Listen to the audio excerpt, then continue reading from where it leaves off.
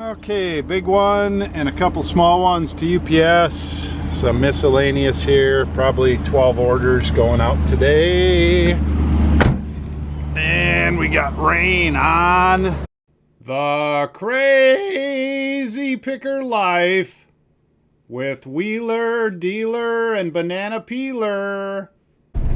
Welcome, fellow pickers and would-be adventurers. It's Dealer and Wheeler with the Crazy Picker Life Rainy Tuesday edition. Well, not really getting a late start today, but getting a late start filming today. Heading to USPS. And what you got there? For my favorite GoPro ever. It was on like daily deal for 120 bucks an hour. I need to mention that in my vlog. This thing's pretty awesome. When you have lots of disposable income and you're young, you search for a second GoPro. Imagine that. I'm really struggling with it. I'm not gonna buy one probably. You're really struggling with it. I don't have a use for it really, but it's pretty awesome. Who cares about a use? Just buy 10. I'm sure I got a second angle.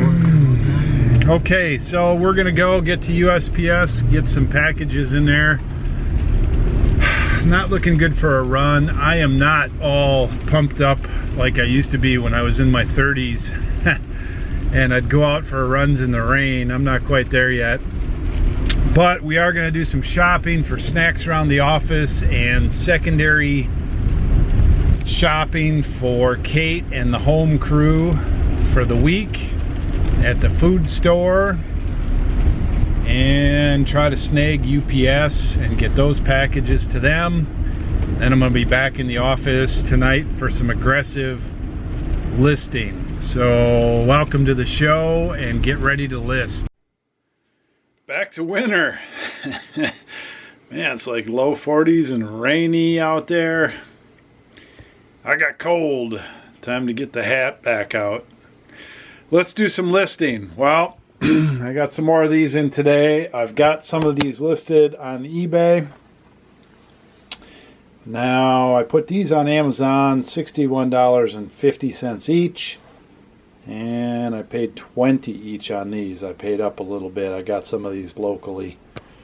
So, eBay, I used to be known as Test Strip Guy on eBay, and I notice a considerable decline in interest in my listings for test strips now that we've changed that ID to Northwest Kansas watches. We've got like 200 or 300 watches on there, and I still put my test strips on there. I will probably be moving my test strips to just my Northwest Kansas general channel soon. So a couple of things I'll pass along, a couple of lessons. We have a camera site on eBay, a camera store, and we call it That Canon Guy, and anybody that's into cameras knows that Canon is a camera situation. We probably could clarify and change that title to something like Worldwide Cameras or Vintage Camera Superstore or whatever, and that probably would be better than That Canon Guy. That Canon Guy is pretty good, but it is not universal. Northwest Kansas Watches is pretty good for watches. Test Strip Guy was great for test strips. It gave that some zing. And That Air Guy was pretty good for air purifiers, which now, of course, I'm selling my beer signs on that channel. So the lesson here is, if you have a niche and you want to get a bump in your sales and want people to think that, hey, you're serious, hey, maybe you're an expert, hey, maybe you have a retail location plus your eBay store, it gives you some credibility to have a name that matches your product line. There is no doubt about that in my mind. And so I may have to think about that long term in our strategy. But if you're selling shoes, you should have shoes in your title. If you're selling ceramic stuff, you should have ceramic in your title. If you're selling general merchandise, then I don't think that matters. But if you're going to sell general merchandise and a niche, you probably should have 2 channels, 2 eBay stores, 2 eBay IDs, one with your niche and one with your general merchandise. You don't need to do that right away. You don't need to ever do that, but I think it gives you a bump. Okay, so I listed those. What's next? Okay, item number 2 tonight, blockhead. I guess there's the blockhead. Looks like he's got a block for a head. And some guy named Jim Gray, who I guess is a vintage skateboard dude. Now, Wheeler likes cameras and Wheeler likes watches, and I don't think Wheeler has ever met a scooter, a decent one, or a skateboard, a reasonable one, that he hasn't liked and or tried to pick up.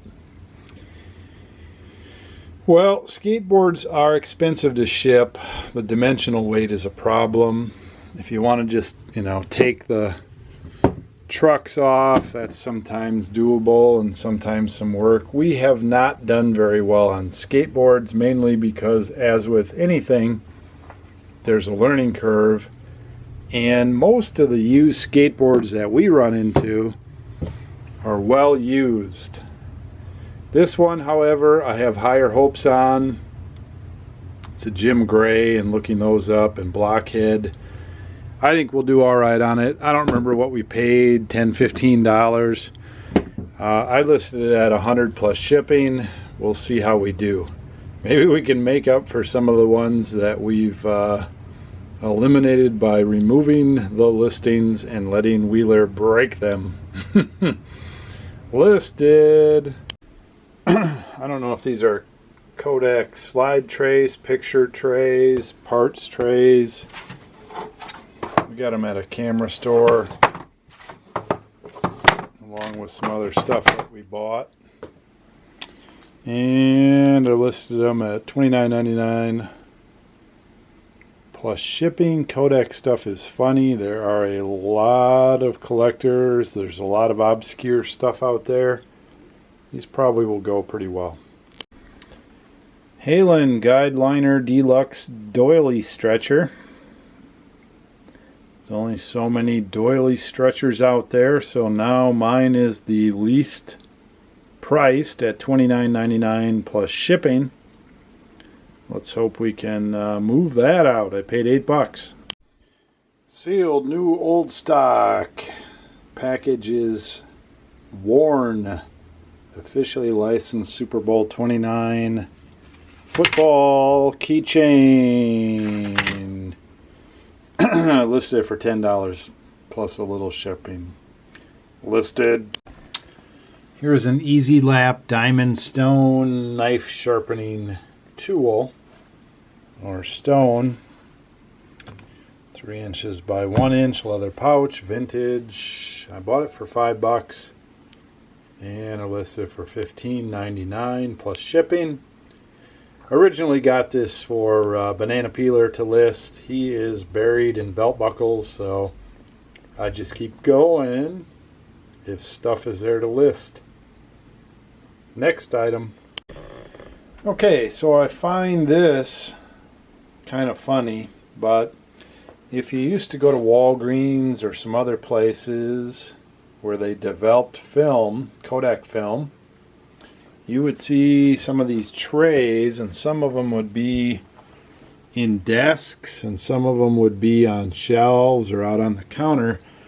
This is where the film that was developed or not developed would be put, and people would come in and they would have their A through Z here, and they would come in and say their name, and then they would get their pictures.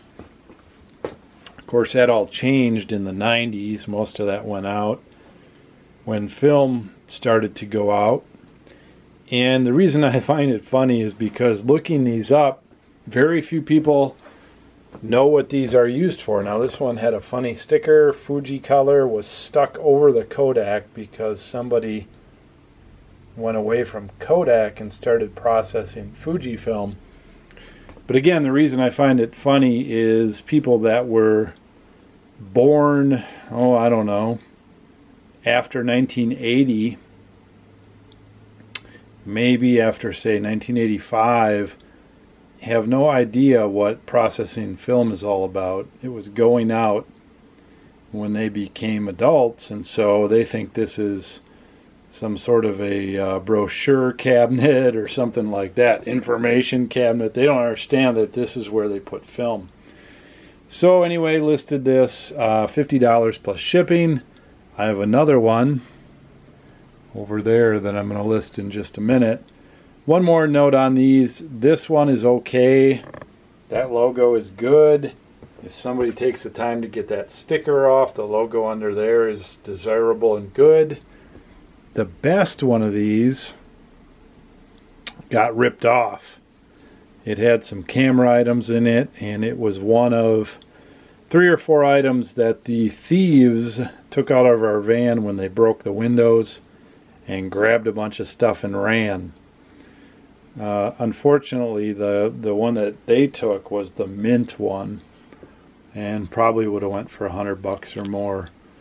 Oh well, live and learn. So this is the second one. It has a couple dividers left in it. It's got that same logo. I can't tell what's under the Fujifilm sticker there. It almost looks like they took the Kodak off of there. But it's got Kodak on the back. It's kind of neat. So some collector is going to want that. There are quite a few people out there that have Kodak rooms, and they have all their Kodak memorabilia in it, and this has to be part of it. So these go $50 plus shipping.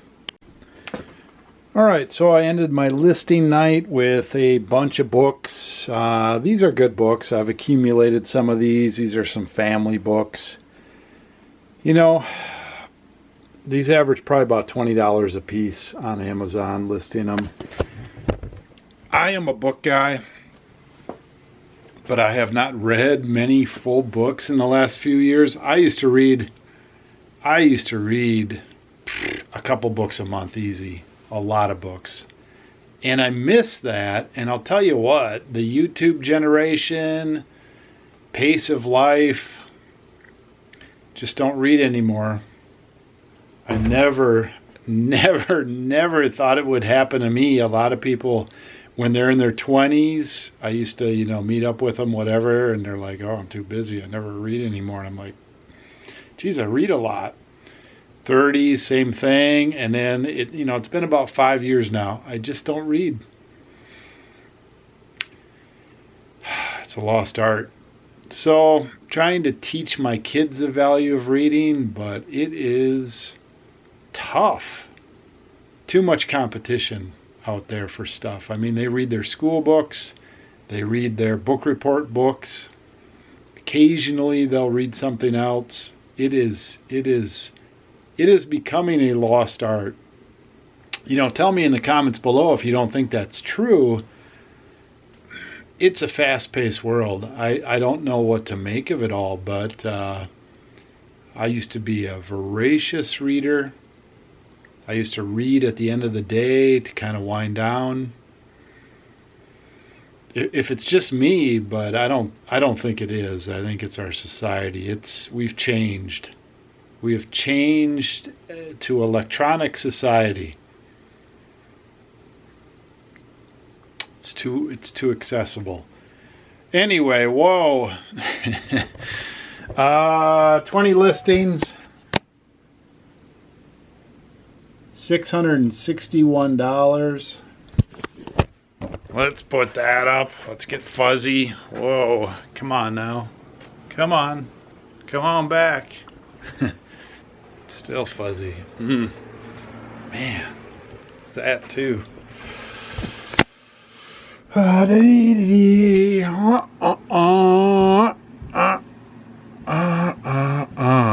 pretty good. Hopefully tomorrow will be another good listing day. Wheeler looks like he's got some stuff listed today. Yep, get into a little bit. We might make a number today. Yeah, make a number, make our number. I don't know. Well, we make a number. We'll always have a number. We gave up early this month. Yeah. On our $1,000 a day, but we'll get back there. I know we will. Yep. It's a combination of things. All right, I'm gonna end this vlog mostly. Let me put something out here, and I'm gonna try to put it out the next couple of days. Saturday will be another question and answer show. I'll get Wheeler and we'll sit over there somewhere and we will talk about our business. It'll be end of month. It'll be April 1st. I'm gonna have to work hard to have some statistics from March. That's a little early. I'll get some rough March statistics. We had a pretty good sales month. I don't know if we're gonna hit our goal. We'll take what we get. It's been solid. We'll have questions and answers. So if you want a topic, if you want us to talk about a topic, if you want us to answer a question or a comment, I've had a couple good ones come in and people have mentioned they want this on the question and answer show. I've been lax for the most part answering comments on time. I'm probably going to let them slide for a while again, but I will answer most of them, if not all of them, that are recent, like yesterday, today, tomorrow. I'll answer those all on the show on Saturday's show, which will come out either late Saturday or early Sunday. So get those in if you've got a burning question or a topic that you want Wheeler and I to talk about. Other than that, I'm about 10 orders down. I just blew off the orders for a while, and I'm going to have to get those started. I don't like to get too far in the hole. I've got 0 pack for tomorrow. Tomorrow's going to be a busy day. All right, thanks for watching. I appreciate the comments. We did hit 1, 2, 3, 4,000 subscribers. Thank you very much for subscribing and watching. 4,000. Who would have thought? Well, it can't go much higher, can it? Pick well, list often. More listing tomorrow. Dealer out. Hey, Wheeler. Dealer production.